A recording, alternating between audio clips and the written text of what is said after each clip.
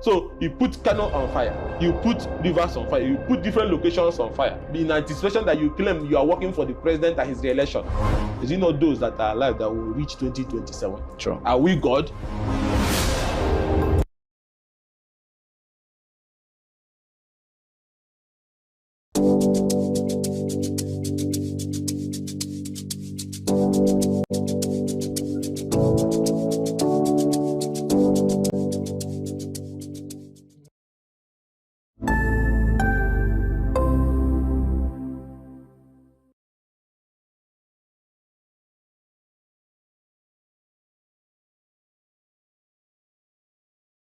Good evening to you, viewer, and welcome to Women in Business, a show that profiles women, executives, and even the next door store owner, showcasing Igbo greatness to the world. I started always obsessed with books ever since I was a child. The stress of always converting naira to dollar and... An incompetent means an incompetent person.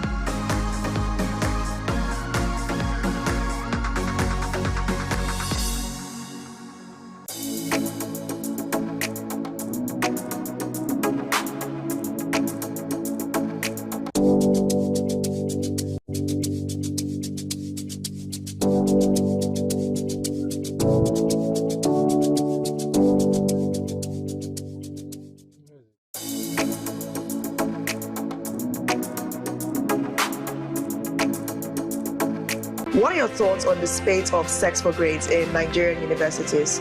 This very issue of owing salary should be criminalized. How can they amplify their voices? People don't have evidence. You want to get to know about it? Have to stay tuned right here on Afia Morning Show to get the pulse and the feel of that.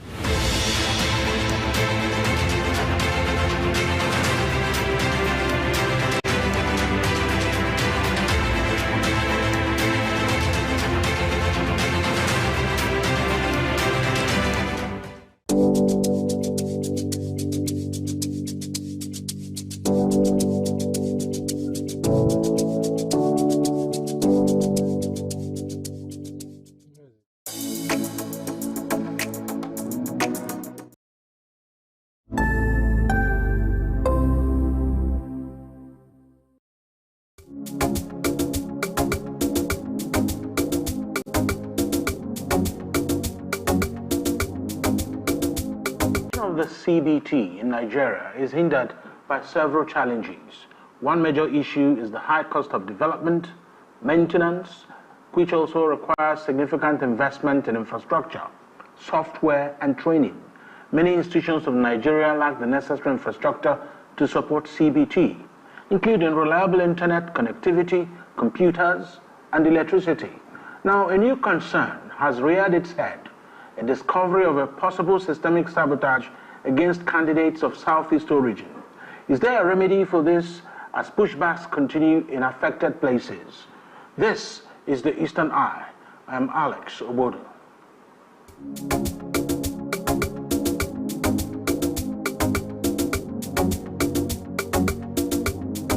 Here on Afia TV, a program that x-rays the political, social, and economic developments around us. Joining me tonight is Alex Onya, the CEO of Educare.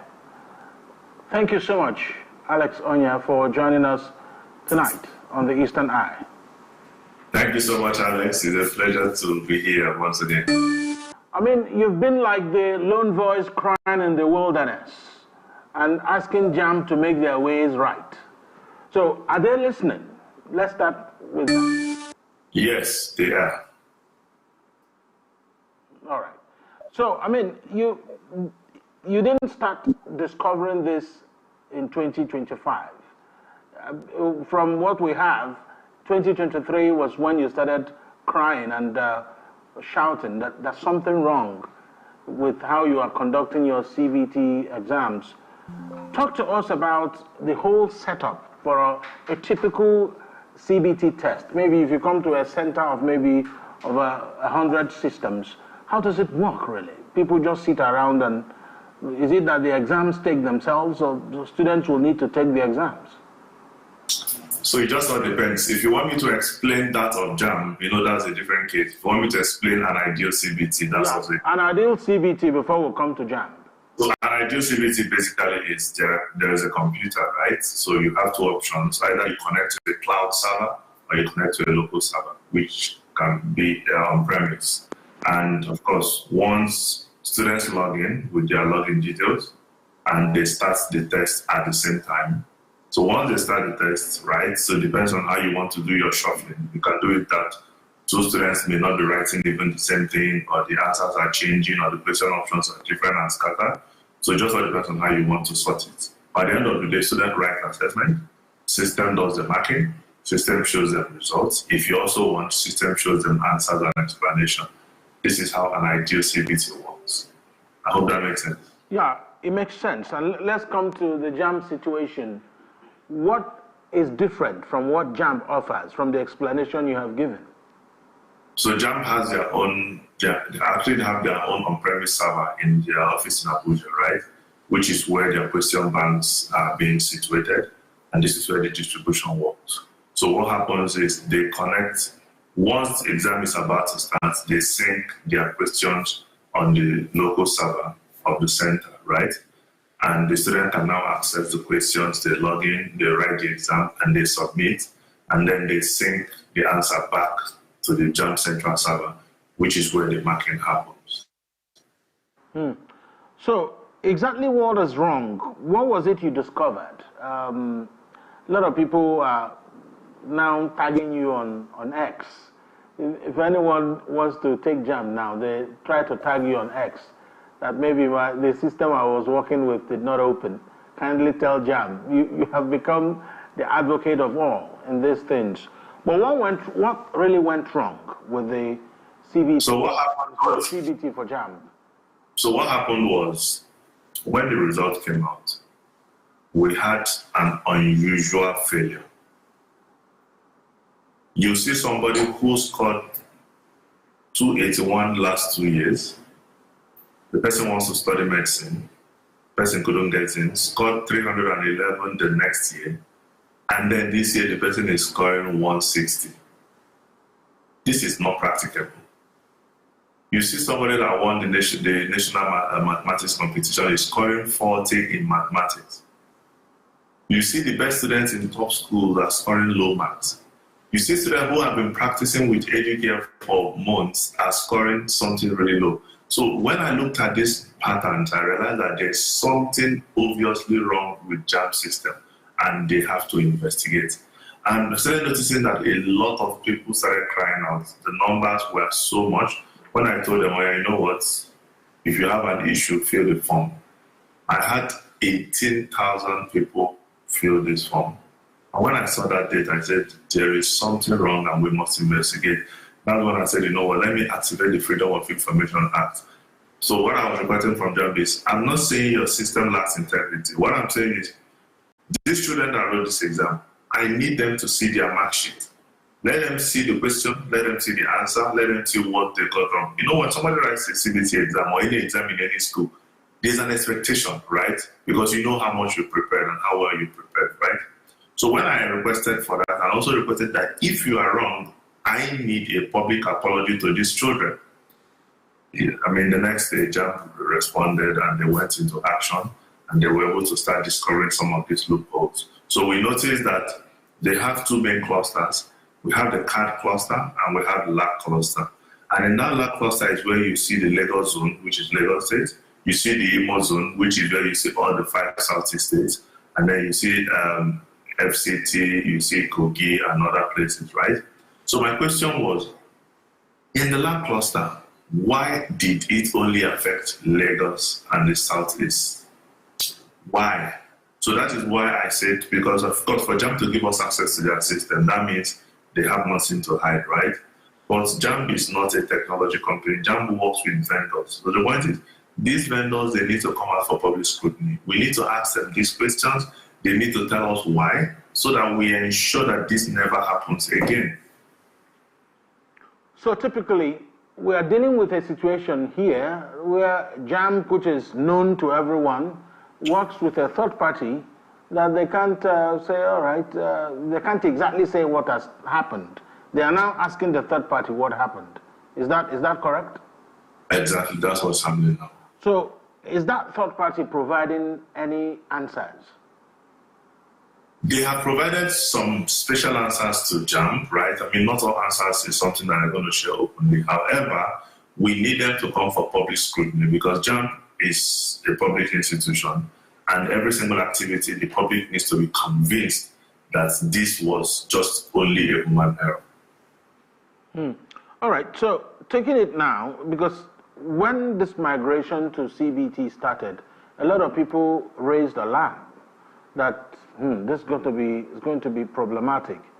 I mean, do you think that Nigeria went to the CBT thing too early, or you think we are not really ready for this infrastructure-wise? And by the way, is this an infrastructure problem, or is it something that could have been avoided entirely? This is something that could have been avoided. This is just a developer that refused to push a patch update. If that patch update was pushed, this issue couldn't have happened. So this is something that, this is a mere human error, and that is also has to do with the process. You can't push in an update a month before the exam is even too late. Normally 2 months before the exam, you should have pushed all your updates, done a lot of your consistent testing to ensure that issues never happen. So that's exactly what happened. So what's the way forward? Because even with the retake that was taken, there were still complaints. I've been reading a lot on your X handle, lots of people lodging complaints. Some say they can't do this, they can't do that. So how do you deal with a situation where even for the retake, some students didn't quite have what we might call good luck?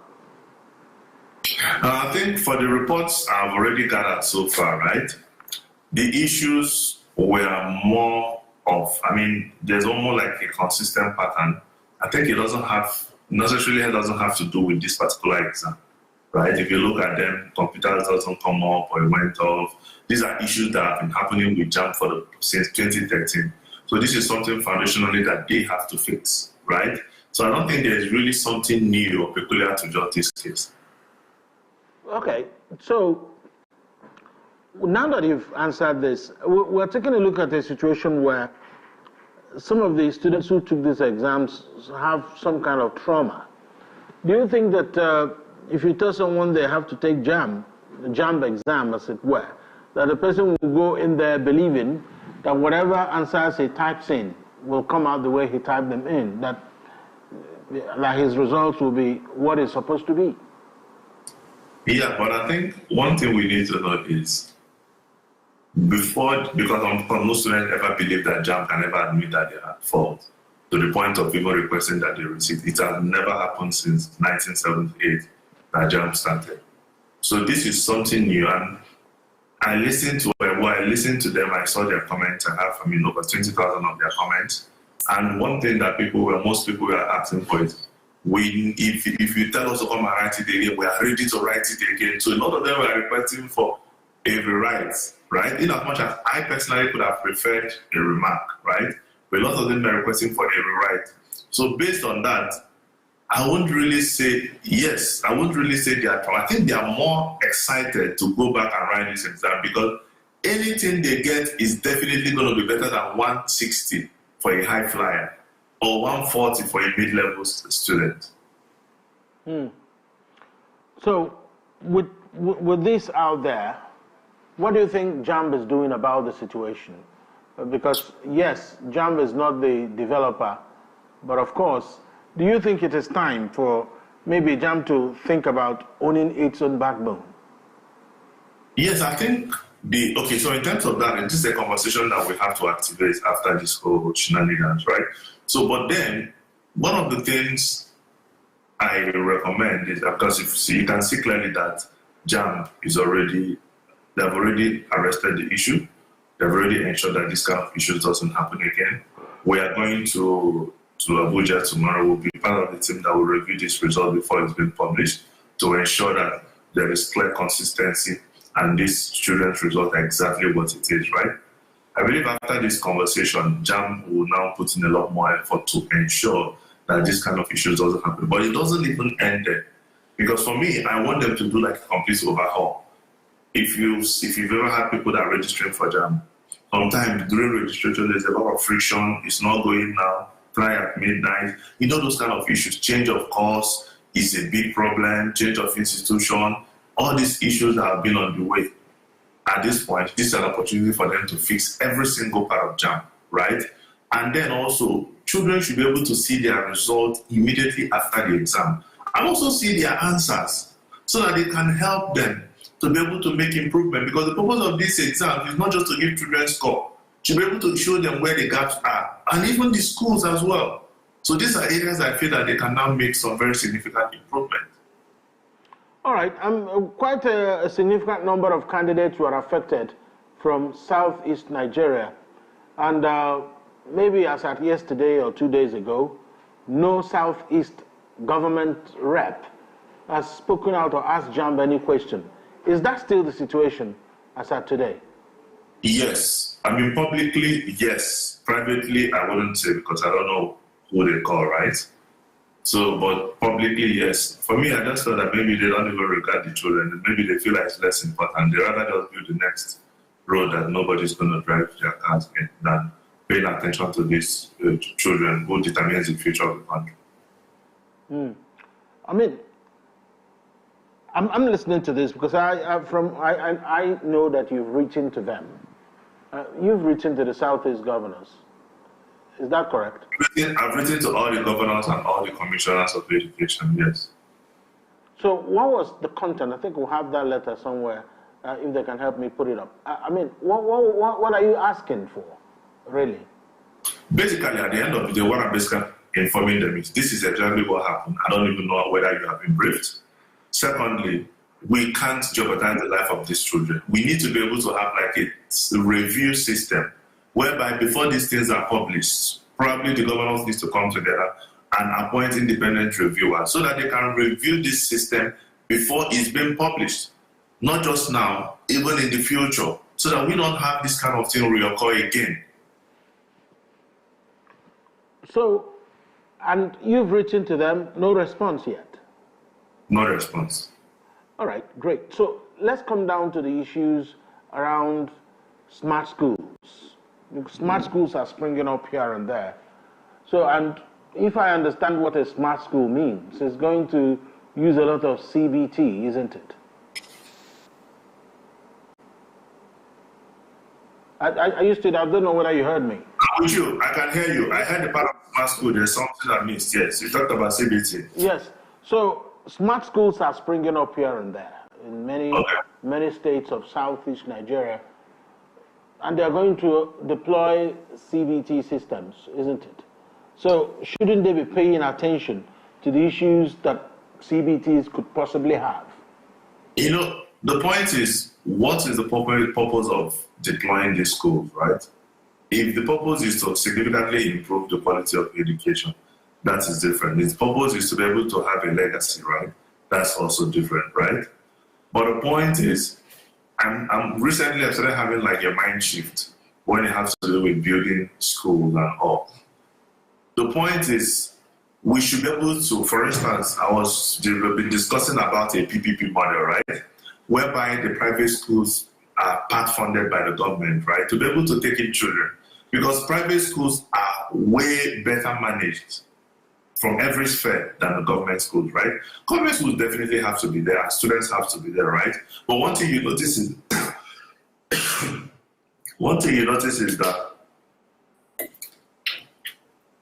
you can see the goodwill of like using Enugu, for instance. Governor Peter Mbah, good intention, so much energy, so much progress within the shortest time, right? An excellent guy. But one thing you'll notice is who is going to replace him? Who is going to manage this infrastructure? We've seen this kind of thing happen year after year, year after year, right? So the point is, for us to rapidly grow our education system, in as much as we are deploying these schools, right, we need to invest a lot in private schools and support them because they are the ones that drive our education forward. I mean, you shared a very, very, very valid point there. Full succession. I mean, you can build very wonderful structures, and if someone taking over from you is not looking at those structures as something he can work on, if you go to Ondo State, remember Mimiko was the one that started some of these things, right? That's right. Beautiful top-class schools, right? Where are they now? They are bushes now. Everything has gone. All the investment has gone. Nobody has anything to lose. So this is why these kind of things, yes, they are good, but they usually doesn't excite me. I'm looking at sustainability. I'm looking at something we can do sustainably for the next 50 years, right? Whereby we can be able to transition things. So if we don't figure out these things, then it becomes continuous wasting of public funds. So how do we solve this problem? It's a major challenge, isn't it?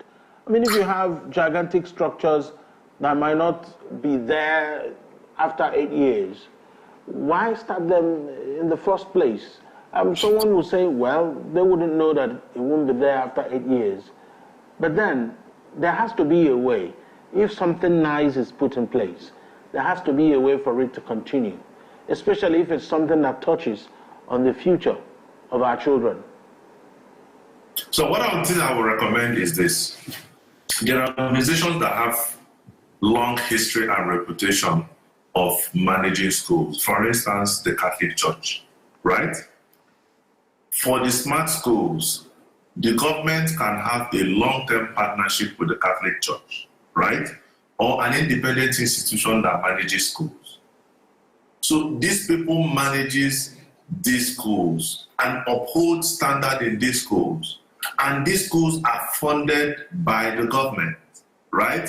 So with this now, even if a new government comes, we know that these things are being managed by the Catholic Church. For instance, I mean, there are other organizations that could actually do a great job.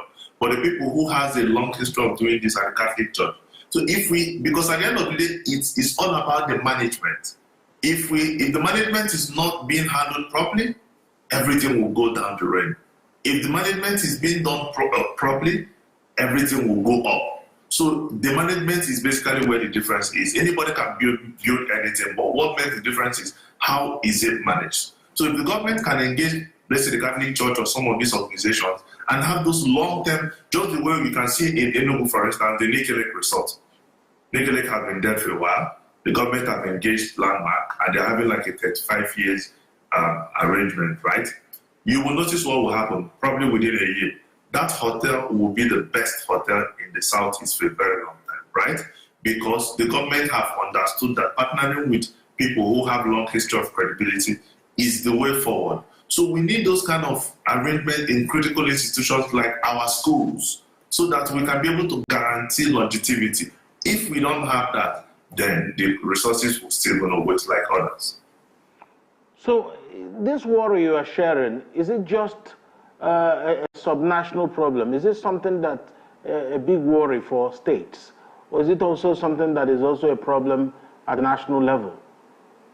So the problem is relative. For me, as a person who have clear vision of what and where I want us to be, is a problem. It's something that keeps me awake at night thinking. For the people in government, maybe their intent is just to eat money, right? Or, I don't know, right? If it's burning the way it's burning in my heart, this is exactly what I'm going to do very quickly. Because once I can guarantee the management of these schools, I can guarantee that at least we're going to have a minimum level of standard in our education. So, but for the people who are in charge, honestly, I don't know their intent and I can't vouch for them on anything. So let's talk about the Southeast, and a lot of people have talked about regional integration in different things and infrastructure. Do you think a regional integration in education is possible for Southeast Nigeria? Definitely, it is. So how do you think that can work? I mean, right now, we already started having organizations like the Southeast Development Commission, right? So they can be like the vehicle to be able to get these things to work very easily. If it's before that we didn't have it, maybe there'll be a lot more friction. But with the Southeast Development Commission, they can get these things, they can activate these things to be done a lot easier. But the point is this their priority now? So I don't think, I met Mark when I was coming back to Lagos, so we spoke plenty. I saw a lot of amazing things they want to do, but I don't think this part is their priority at the moment. But I mean, should it just be an issue for the Southeast Development Commission? Because for anything to actually work in these parts, the governors must have a buy-in, isn't it? Yes, but I think we need an organization that has longevity. In every 4-year cycle, right, there's always 2-year seriousness and 2 years of election, right? So every government has an active 2 years to do the major work they can do. And the last 2 years is all about the next election. But then we need an organization that has longevity, who are not struggling to have election. Let's say you are going to be appointed for the next 5-6 years, and you are not contesting for anything. And your mission is to do this, and this. So when we have that organization that has that longevity, it is easy for that organization to partner with the state governments, right? And be able to carry out these things sustainably. If we want to rely on the state governors, right, we will never get anything done. You will never get anything. We will take a short break. When we come back, we'll continue this conversation with Alex Onya, CEO Educares. Stay with us here on the Eastern Eye.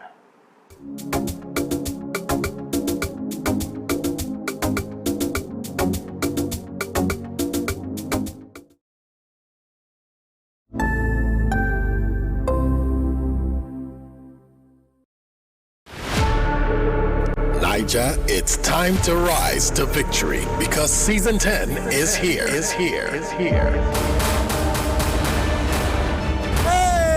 did not come and greet. I'm coming for the crown.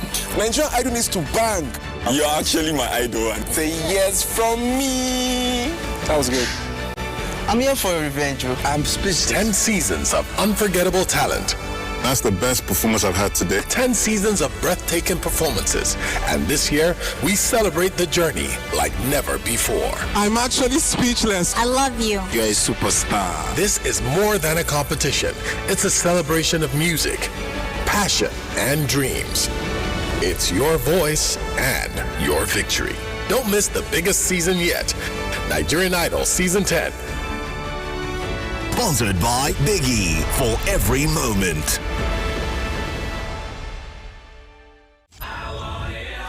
It's time for the main event. This is incredible.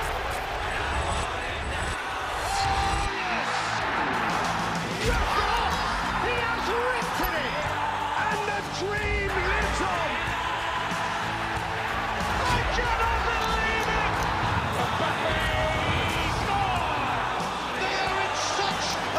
Mood here. Hear the place.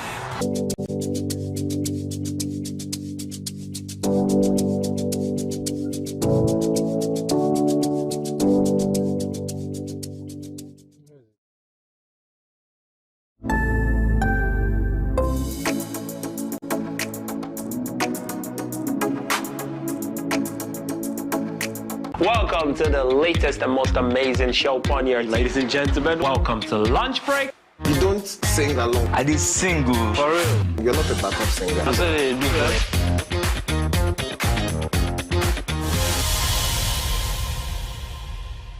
Opinion of the people matters. Everything to your label. Nobody wants to hear your voice if you don't have the money. This is Ogwe. Hey ladies, join us on Gyna Plus every Wednesday at 6 p.m. right here on Africa TV, DSTV channel 254 and GoTV channel 17, where we will delve into health issues affecting girls and women in society. Breastfeeding doesn't even cause breastfeeding. The frequency of breastfeeding means the approach you take to make sure that your well-being is maintained.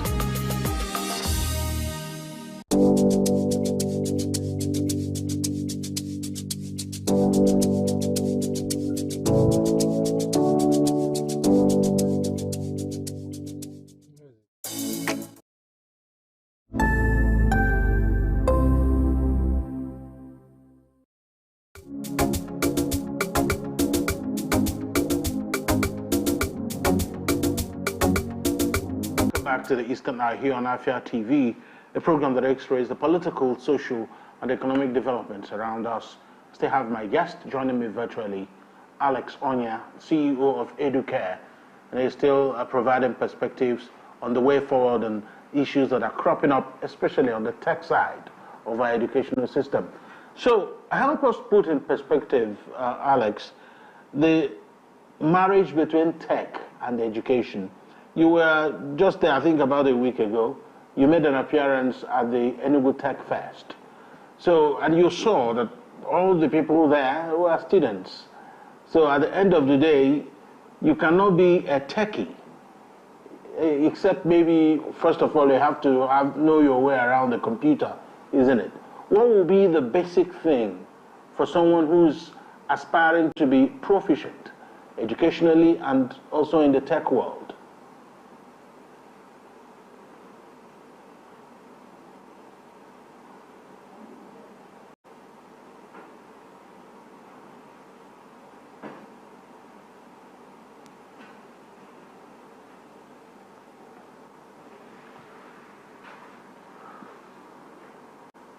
I'm not quite sure I can hear.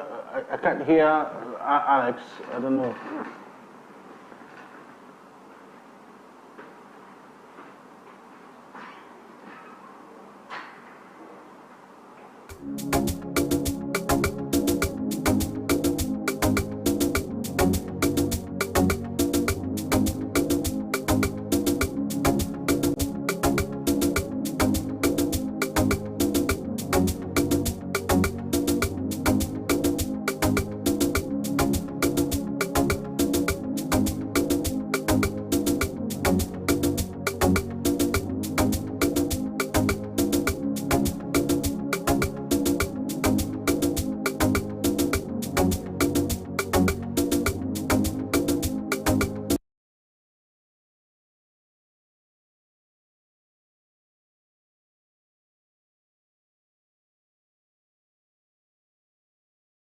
You're welcome back to the Eastern Eye here on Afia TV. Apologies. I mean, I couldn't hear the guest, meaning that you can't also hear him, so we'll have to put it right.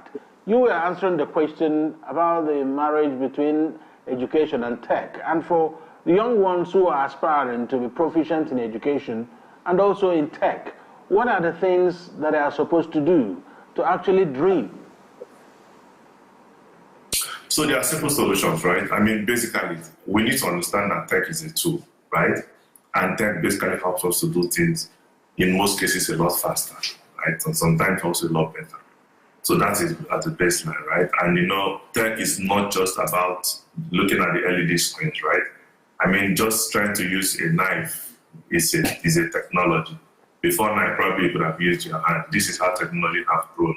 Now we are looking at almost everything that has to do with LED screens. So the most important understanding about technology is problem solving. This is the faster, more efficient way to solve problems. Now, trying to get used to the LEDs, using your phones, your laptops, and all. Basically, I mean, one is that you need to have the hardware. Unfortunately, these days, hardware are actually quite expensive. But if you can be able to get a hardware, that gives you an opportunity to be able to learn a lot of things. There are a lot of courses online. This is 2025. This is the age of AI. So, I mean, every knowledge now is highly democratized. So you can learn almost anything, anywhere, anytime, using all the available tools that we have. So the available tools, and the problem is access to these tools. And you saw that some of the questions asked that day were basically hinging on availability of these things. I mean, those who managed to set up their companies 10, 18, 15 years ago spoke on how they rose from the ashes. I mean, for someone who's in second year in university in 2025, what kind of dream should he have or she have in tech in terms of what needs to be done, what needs to be in place, what should be priority at this point? I think for anybody that is in the university, the core priority right now is to be able to get a laptop and then an internet dongle. I think that is very important. If they can be able to get it, that launches them to unlimited possibilities of technology. They can go and learn whatever they want to learn. They can engage in different courses. Whatever they feel, they can go do a lot of research online. So once they have the internet and have a good laptop, I think they are set for life. So they are set. So, I mean, what, for you, if you're looking around Southeast Nigeria, because that's our major focus, and with all the talk about having a lot of tertiary institutions, especially Enugu has been mentioned as one place that has maybe the most concentration of tertiary institutions in the southeast, I'm sure of that. So do you think that presents an opportunity, or does it present a challenge? Yes, I mean, Enugu, I have always known Enugu as a land of opportunities. So the question is, how much do we capitalize on it? One of the best places to hire talent in Nigeria is actually in Enugu. When you hire people in Enugu, you see the clear difference, right? Yes, Enugu people may not make so much noise, but when it comes to doing the work, you'll see magic that happens with Enugu people. So what happens is, now that we have a lot of new universities, right? I think we need to be able to improve more in terms of specializations. Let's say, is it gaming? Is it web development? Is it a different kind of research that nobody does anywhere? If you can be able to have that, and then we start attracting people, because what happens here in Enugu is somebody learns, gets to a point, the person migrates to Lagos, or the person goes to the UK or Europe. So this is basically what happens all the time. So we now need people who can live in Enugu, still earn as if they're in the UK, then start attracting some of these big companies to come to Enugu, which will help quickly accelerate Enugu. So it is possible to dream for somebody that is here. And what would be the catalysts for that growth to happen? You were at the Enugu Tech Fest. What other things do you need to see for that dream to become a reality? I think we need to improve, continuously improve and enhance our associations and conversations, right? Yes, because what happens with our ecosystems, right, and those networks and communication is people tend to inform the others on the kind of trends and the progresses that they need to look at. Because I remember when we were growing the Lagos ecosystem in 2014, this is basically how we did. We had this group called Silicon Africa. We have meetups, we discuss, we have plans, we're building this. So I think we need to start activating those kind of energy in Enugu, right? Enugu is an amazing, unfortunately we have Kitamba, who is very visionary. I love every single bit of what that guy is doing in Enugu. So I think we should take advantage of it in Enugu, right? Then create that energy. Once we create that energy, people from Anambra migrate to Enugu, Aba migrates to Enugu, Ebonyi migrates to Enugu, people in Lagos are coming in, activities are coming in, Enugu becomes that hub. So once we create that energy, we start creating the opportunities, right? So I think that Enugu Tech Fest is very critical event towards the energy activation for the future. So with that comes a challenge of availability of the support infrastructure. If people are coming here, they are dependent on tech skills, tech infrastructure, meaning that you need to have one thing or two things or three. You need proper and high quality internet facility, internet access. I'm not sure that right at this moment that's what's happening. I think the internet problem have been solved. There's Starlink. So the point is, the government, do we understand the critical importance of having internet distributed around Enugu metropolis, whereby locals and foreigners can come to Enugu without even trying to buy any data? They can connect to the internet almost everywhere. So that is very important, because where internet is, people tend to spend more time there. Where there is no internet, people tend to quickly want to leave, because most of the work of the future right now is entirely internet-based. So I think if government deliberately start distributing connectivity around almost everywhere in Enugu, just the way you see it in Europe, even if you don't have a local SIM, you can always connect to any Wi-Fi and do whatever you want to do. If we start doing that, we'll start attracting people who will come to Enugu and stay, knowing that Enugu is a very conducive place for them to work. I can see the CNG buses and a lot of things that can help make movement very easy. So if people know that they can live in good homes, they can be secure, they can move around quickly, and there is connectivity around, you'll see a lot of people start migrating to Enugu to work. They can be in Enugu and be working for global companies. But the most important thing is that we are attracting these people in Enugu. I like the way you painted that picture. So private schools, public schools, what will be the meeting point? What is the division? What's the dividing point? What's the meeting point? Is it tech? Is it something else? For the private and public schools? Yes, please. Okay, so like I said, I wouldn't really want to emphasize so much on the meeting point. What I want to encourage or advise the government is very simple. The government needs to be able to develop a counterpart funding program for private schools. So this is my point. In every 100 public schools, there is at least 2,000 private schools, meaning that the penetration that we are looking for, we have it more on private education. Yes, these are profit-making organizations, right? But if the government design a way to support these people, because the good thing is that these are people's businesses that they always wanted to succeed. If a government design a program that can help to support these people, right, they can take in a lot more children. And every private school, you see a lot of private schools, big private schools, but you see their numbers are sketchy, right? We haven't been able to fill in these private schools. We can discuss a reduced cost. Rather than investing in building new infrastructure, you're spending 5, 6, 7 billion on building buildings that will go to take only 800 people, right? Why can't we just invest a lot of this so that we can ensure that we can have like 5,000, 6,000 students go to school, knowing that these things are going to be privately managed, and the government is definitely going to supervise these things. In terms of the public schools, yes, governments still have to ensure that the public schools are up to par. So having these things now, you can see that we're going to have a highly educated population, knowing that wherever you are, you will actually go to school and these things will be well managed. All right. So, Alex, the West African Examinations Council, I'm not sure how to put this, but computer-based test is also coming there. So is there a reason for people who take these exams to worry? Because there, you have more things to write about.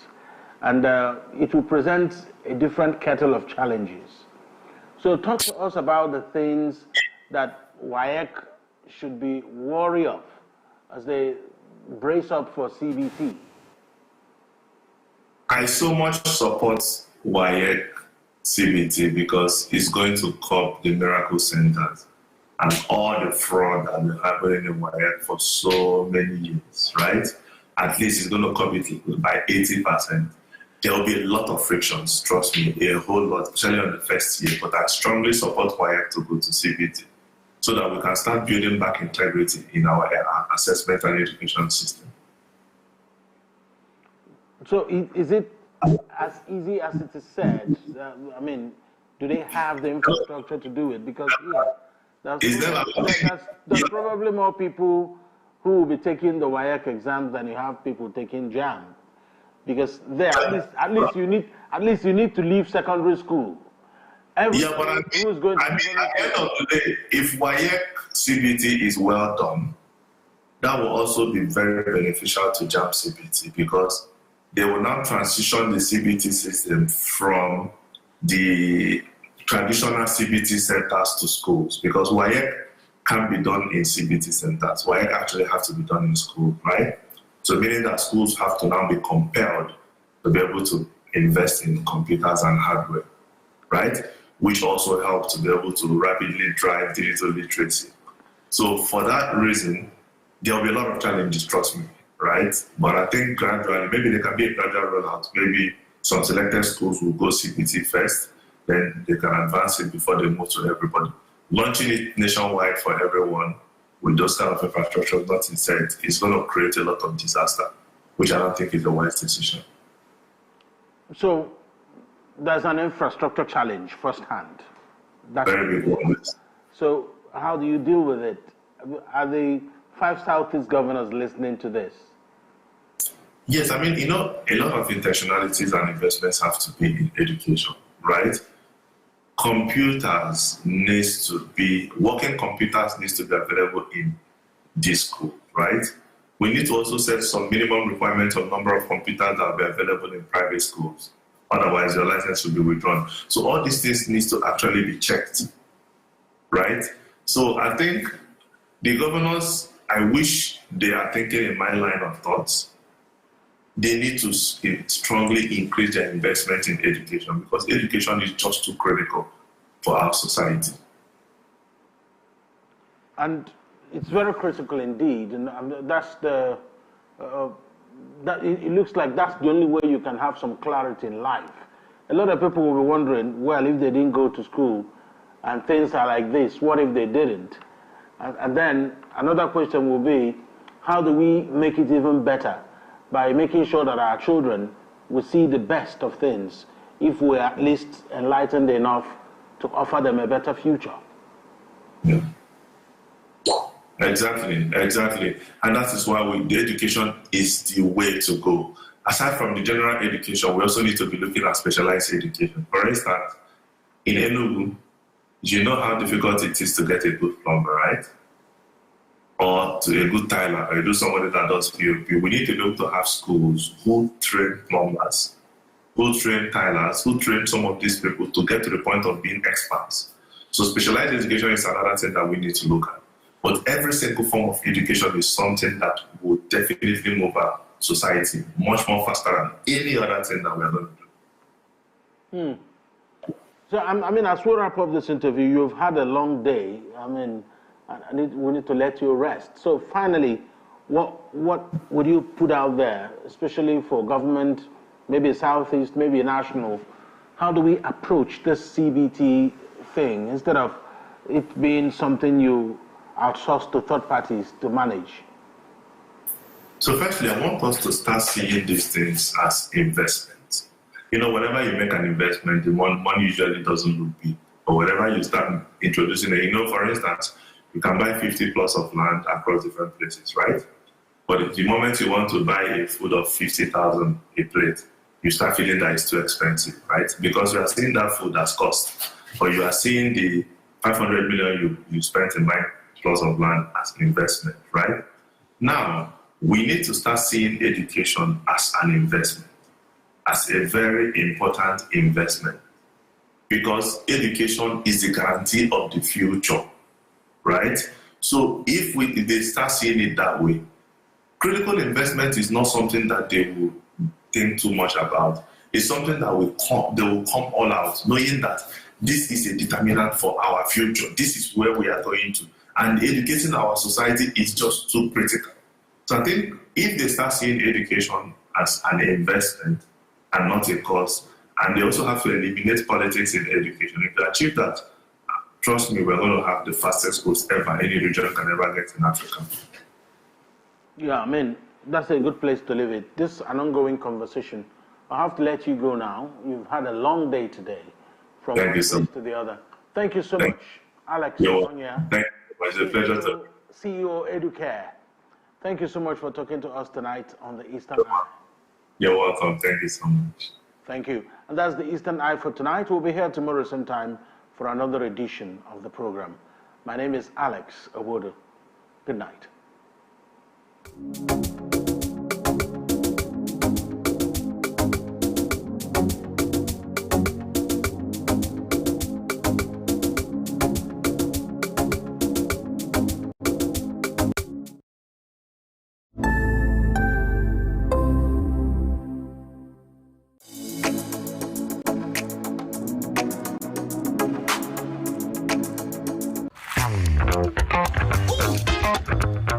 Time check is